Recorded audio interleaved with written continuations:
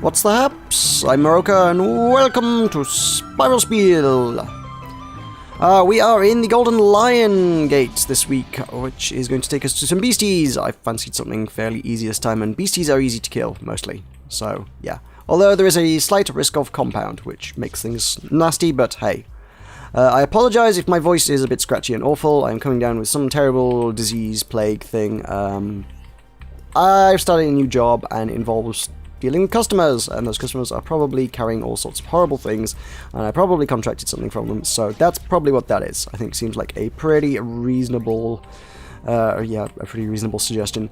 So, yeah, that's the thing I need to talk about at least a little bit, because obviously that's going to have an impact on things that I do, and my lifestyle, and whatnot, and etc. Do these go? Yeah, they do go away eventually. Good.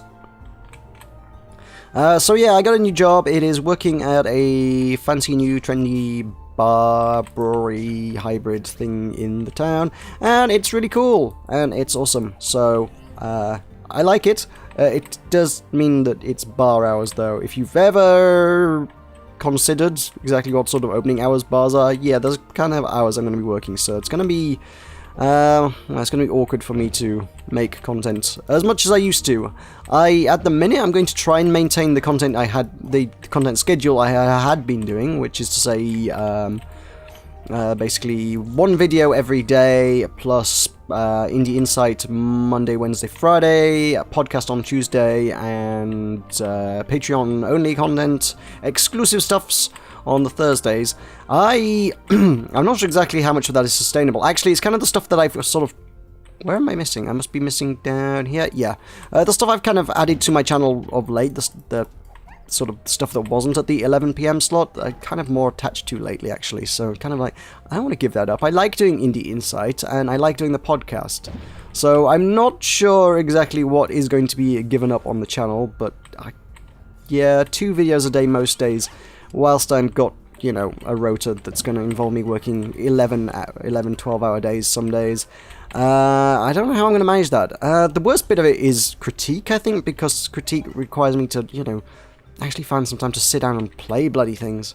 That's one of those. Yes. And then the next one, I need to break the blocks, right? I think so. I will do that. And I can go get loots once the ice is gone. Go away, ice. Do not want you. Yay, loot. That was totally worth all my strategizing over a few crowns. But hey ho. So yeah, I'm happy with my new job, but at the same time, I don't know. I'm going to, like I said, I'm going to try and maintain my schedule, but at some point, I'm probably going to end up in a position where I'm just like, I literally have not got the time in my life to juggle with my job and make all the content I want to make. I've got a bunch of review stuff this week that I really, really, really do want to make, and I don't think I'm going to manage it, is frankly where I'm at with reviews for this particular week. I don't have a good weapon to deal with jellies, crud. I got this, I guess, but probably want rid of the healer first. So, yeah, not sure. So, some things, at some point, I'm already at a point where I'm like, I've got a lot of work to do on the back end of this week, and I'm not sure I've got quite enough video content right here, recorded ahead of time, and I've got like 3 or 4 games I'm supposed to be critiquing at some point in the near future. Developers have sent me stuff that looks kind of cool, and I really, really, really want to take a look at them, but finding the time to do that is going to be awkward. At least within a, you know, a reasonable time frame after launch. I normally try to get...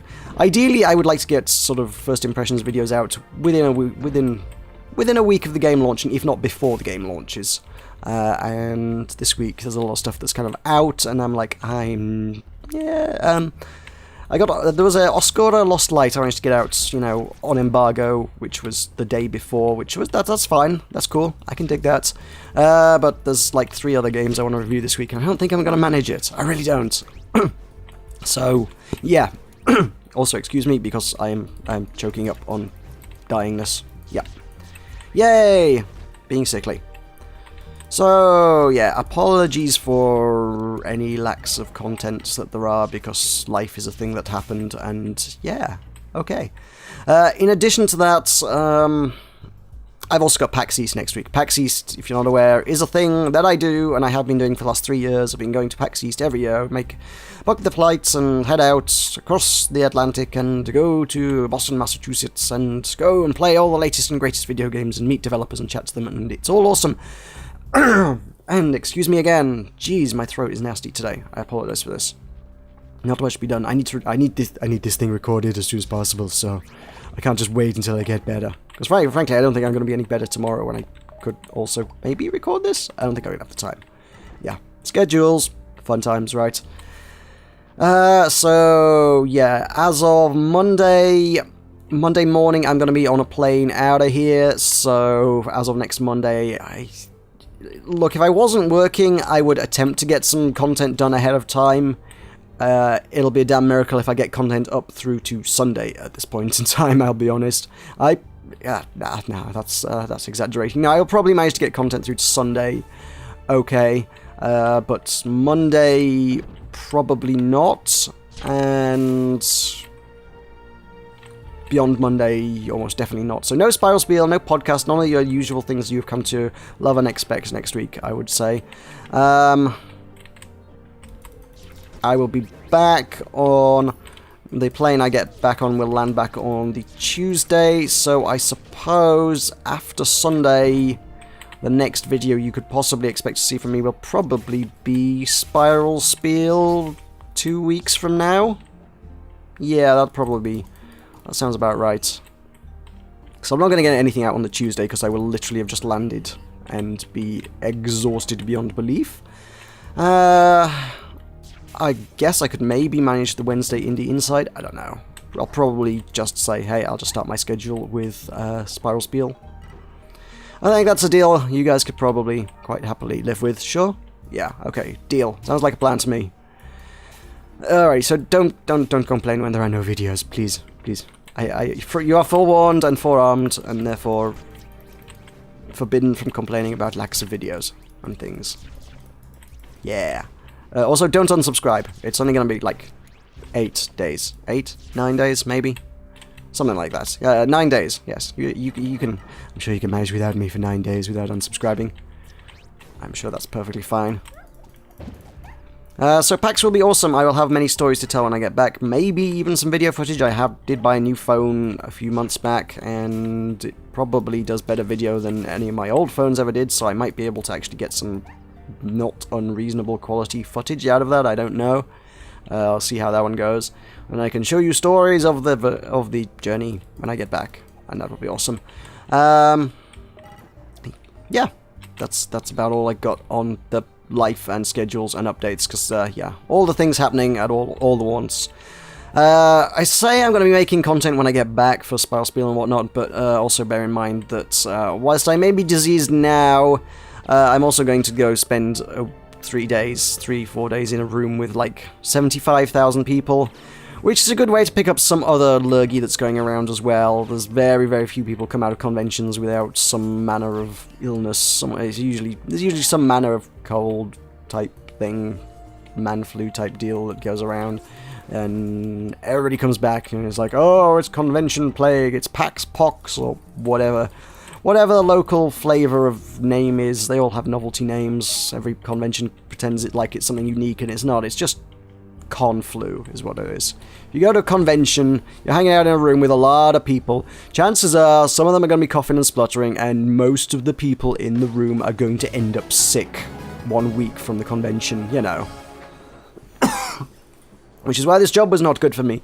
The job, as much as I enjoy it, I've been spending quite a while working essentially from home, having little contact with other people, so none of those nasty diseases that other people carry, and all of a sudden now I've been thrust into a room where hundreds of people pass through on a daily basis, and some of them are going to be diseased, and I've apparently passed that one on to me, so yay for plagues. Yay indeed. So yeah, those are the 2 new things to talk about. Like I said, I'll try and get as much video as I possibly, feasibly, humanly can out, but at some point I feel like I'm going to have to dial back my schedule. We shall see how it goes. Maybe once I get into some kind of routine, it might not be too bad. It's just like, look, it's a bar, I'm going to be working Fridays, it's going to be like till 2 AM shifts, probably starting from like midday, early afternoon kind of time. If you think I can find time to put videos into a schedule like that, you are bolder than I will say that much. Let's just carry on. Let's just shoot some bunnies with this blitz needle, I think. No, so I guess I'll try to kind of front load my content to the week. Like I say, it's reviews are the worst one for me. It's like those kind of get sent to me all week long, and it'll take me a day or so just to get to grips with it. I've got some stuff I want to be getting to grips with now. I don't know when I'm going to find enough time to sink into it. I'll tell you now, I've got a review copy of There Came an Echo, and I really, really, really want to take a look at There Came an Echo, but it's a strategy thing.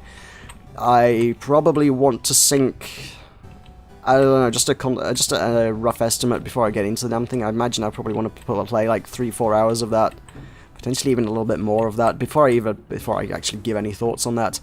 And the game's out, like, well, yesterday by the time you're watching this video. Which, you know, that's kind of when I would like to have the video out by, as that's not happening. So, there's a few things like that. I'm not happy with that particular situation, but at the same time, the critique is the stuff I'm most passionate about making. It's way more work than any other video. Any other video I can just sit down and it's like, oh, I want to make Spiel. Well, I'll go through your questions, scribble down some notes. There's probably a little more work goes into Spiel than most stuff. What's a good example of something I don't put much effort into? Overture. Overture's a great one. That is one. I confess I kind of treat that as kind of filler content on my channel at the minute. It's like, oh, I don't have much time to put a lot of work into thinking about what I'm making, so what I'm going to do is I'm going to sit down and play a Blitz game for 20 minutes, and that 20 minutes is going to turn into a 20-minute video. That's it. I put 20 minutes work in, I get a 20-minute video out of it. Spiel, I'll put, I don't know, maybe an hour's work into it, plus, well, an hour to an hour and a half's work into prepping and recording and get like a half-an-hour video out of it. Reviews, I can put hours into it and get like a 20-minute video out of it. So in terms of, you know, total time put into manufacturing a video, I keep calling them reviews when they're not. They're first impressions. It's critique. I use reviews as a very broad catch-all term when I say reviews. So that kind of content takes me much longer to make. I know I'm just rambling about me and my methodologies today more than anything else, but that's the kind of week it is.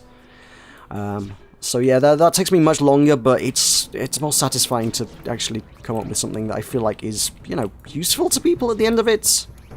Spiel's fun to do, and I generally learn something in the process, and hopefully you guys learn something out of the process as well, which is always a satisfying experience.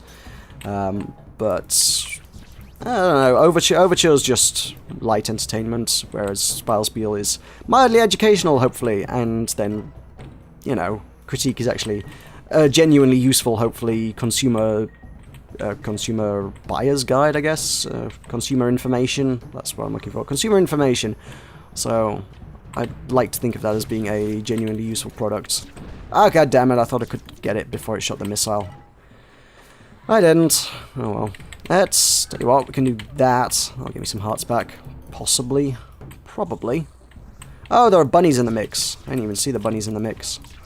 Mixed bunnies. Bunny mix. It's like Bombay mix, but meteor. That sounds gross, actually. Ow, spikes. So, yeah, like I say, critique is... I found whenever I've done other jobs in the past, and I've kind of had to juggle doing YouTube around it, I've kind of found critique is always like the first on the chopping block, just by virtue of kind of the amount of time I have to make videos compared to the amount of time, yeah, it's just, like I say, it's a time for content production. I need to put hours into researching something before I can make the video, and doing that on a regular basis. If it's a full-time thing, like, I don't know, if you're like Total Biscuit, then that's fine, that's whatever. I don't think this works on these guys, does it? Not well. That's fine, that's your job, you can find time to do that, but if you're trying to juggle another full-time job alongside trying to put time into researching all the videos you make, and then make the videos, it's very, very time-consuming. I don't find, like, the time, or indeed the energy to be able to do that terribly often. And I hate that because it's my favourite content to make. I like doing the critique. But I far and away is it's the thing I get the most out of doing on this channel. Not to say Spiral Spiel's not great, Spiral Spiel's pretty great as well. Speaking of which, anyway, you guys are... You guys don't ask me any questions in a while. I went through my comments for last week, and no one asked any questions last week, like, at all. And I need those to talk about things. So, that is the nature of the thing. I suppose, way late into the show, we got Spiral Knights news. Yeah, because I've totally missed that, so let's just do that now. We have a promo that's probably on the verge of ending, I suspect, but hey-ho. We have some spiral horns. Thanks for promoting that well at the top of the page. 3 rings. Jesus, they didn't even bother to put the promo image this time. Congrats, guys, congrats. Yeah, we've got spiral horn boxes, which, ooh. Oh. I hadn't picked up on that. I thought they were... I had genuinely skipped over this. I had assumed it was the standard thing where it's like, buy a box. Here you go. Here are the prices. Buy boxes. Get things out of them. I hadn't picked up on this. They've gone back to the old way of doing this. If you buy something and spend a certain amount of money, if you spend $10 on it, you get a box. If you spend $20 on it, you get 2 boxes. If you spend $50 on it, you get 5 boxes.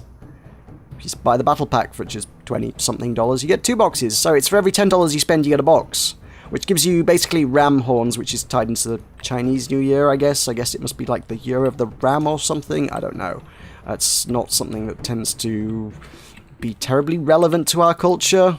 I imagine if you're in China, that's fairly significant. In the UK, it's kind of one of those things where it's like, oh, it's the Chinese New Year. Okay. Does anyone know what animal it is? No? Okay.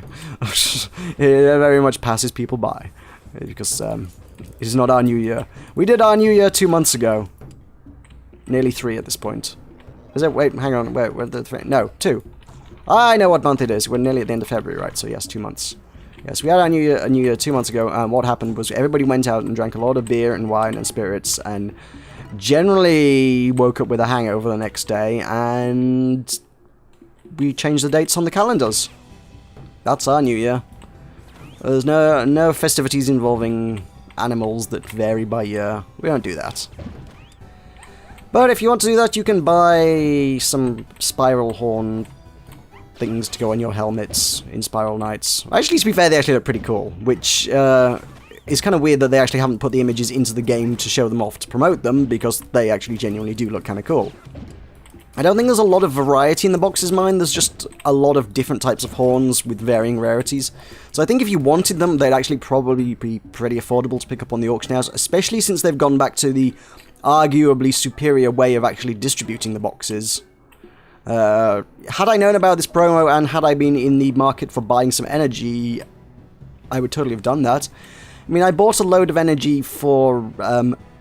excuse me. I bought a load of energy to fund my way through the Gunner update. If I'd known they were going to go back to doing these promos, I might have held off for a couple months. Hey, but I don't know. No, I probably wouldn't have because I was desperate to actually make stuff. But yeah, I don't need energy right now. If I needed energy right now, I would buy in right now because there's an incentive to do so, which is kind of cool. But yeah, there you go. That's the thing. Sure. So this is like my least favorite room in anything ever. Oh god, okay, it wasn't. Oh, I thought that was a rocket puppy. Then I was like, oh god, this is gonna suck so hard. It's still gonna suck so hard. Oh god, bunnies. Oh god, bunnies. Go away, bunnies. I do. And lumbers. Oh god. I could really use, I guess, a voltage would be useful right about now. Can I take them all out with a blitz needle? That might be a thing I can do. Boom! Crowd control. Crowds! Oh. Get controlled, crowds. Did I get most of them? I got a good amount of them. Okay, I can see a big crowd over there. Can I just go sweep? No, I'll just get bit in the back by a bunny. Sure. Okay, I'm going to need to take care of these guys. Oh, he's going to shield because he's a jackass. He's a shielding jackass who I don't like very much. Can you just sort of die a bit for me? Stop oh god, bunny's in my back. I'm busy watching the guy shielding. I'm trying to get my timing right. No such luck. Let's just set everything on fire. Things on fire. Flaming bunnies are fun, right? Flaming lumbers are definitely fun. Cool. He's on fire. He's just going to burn to death in the background. Cool. Are you dead? He's dead! Cool. Right, now we can focus on the annoying little buggers. Alrighty. So, as I say, yes, questions. Questions are what we do on Spiel, and I'm kind of lacking a few of them because you didn't provide me with too many of them last week, so you've kind of got 2 weeks to provide me with more for next time. I do have one reasonably interesting one that was sent to me not so long ago. Alivai asks, have you heard of China wanting to mine the moon for helium-3? Kind of? Yes, I guess is like a... That's like a sci-fi trope, isn't it? That whole... Oh, the moon is rich and full of resources and various unsavory superpowers want it for their own nefarious ends. Not that I'm calling China unsavory or anything, but I believe it was the Nazis mining the moon for helium-3 was the plot of, at least part of the plot of Iron Sky. So, yeah, it's usually the bad guys who are like, hey, let's go get all the helium out of the moon and use it for nuclear fusion when we will have power, and then, yeah, that's the thing. I googled it and it turns out that, yeah, that's totally a thing. Apparently China has got their eyes on mining the moon. I didn't know they had that, but firstly I didn't know the Chinese were quite capable of, you know, setting up a mining facility on the moon yet. I guess they've got like a space program, but yeah, the whole mining on the moon thing is, yeah, that's a step up that I wasn't aware of before. Oh, hi guys, this is a nasty room. There is a healer over there, which probably wants dealing with. Hi. Stab, stab, stab. Good. That's that done. First problem out of the way. Take care of the retrodes, definitely. Don't know whether I can be bothered with the Mechanite. The Mechanite's going to be a pain in the butt. As are the bunnies. I might just shoot my way through there and just be done with the damn thing. Open the door! Open up, open up, open up. And we're through. And nuts to you, compound. Nobody likes you anyway. Nuclear fusion! That's a thing. It's also a thing we can't do yet, you know, as a species. This is one of those, again, it's a technology we're kind of not really at yet. I mean, we can do nuclear fusion, but it's notoriously unstable insofar as it's really, really hard to keep going.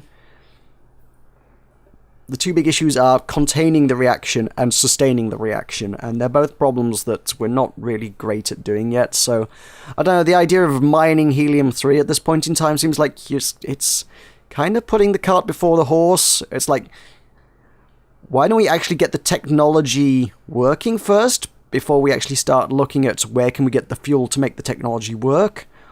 Maybe China thinks they're on the verge of a nuclear fusion breakthrough or something, and they're like, oh, let's just, you know, get the fuel going first.